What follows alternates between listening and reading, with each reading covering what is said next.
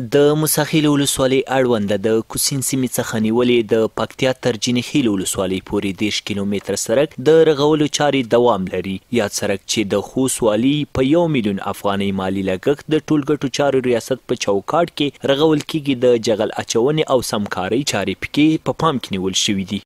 نو په دې لارې ټولې بندې شوي. تاسو چې وینئ دغه لار چې کوم ځای کې ولاړ یو دغه لار ټوله اوبه وړې وه سیلابونو او د لاره بند وه. والي صاحب خپله د دې منطقې مشاهده کړې ده چې دلته 12 متره غار و چې د والي صاحب په همکارۍ دا غار د پیدامې ریاست لخوا کټ شو او د سړک تیر شو. الحمدلله چې د خلکو دغه یوه ستونزه د دغې کوسین خولې د کلیو د منطقې مشکل حل شو.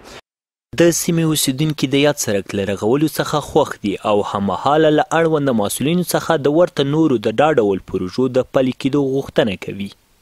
نو موږ دا خواسته د دوی نه، موږ دا غوښتنه د دوی نه، موږ دا ارزو د دوی نه چې دوی د موږ سره په سړک کې زیات کومک وکړي، ځکه چې موږ د دغه نه یو مریض رایې کوو چیرې وړو هغه مریض موږ ډېر په تکلیف سره وي، ډېر په مشکل سره وي، حتی که ان تر دې چې هغه مریض موږ ډېر مریضون په لارو کې مړه شوي دي. خو موږ د ده نه غوښتنه کوو چې موږ ته په حساسي ډول جوړ کړي. دا خلک ډېر لرې ساحه ده، دا ساحه ډېر اخ شوي ده، سړک یې ډېر خراب دی.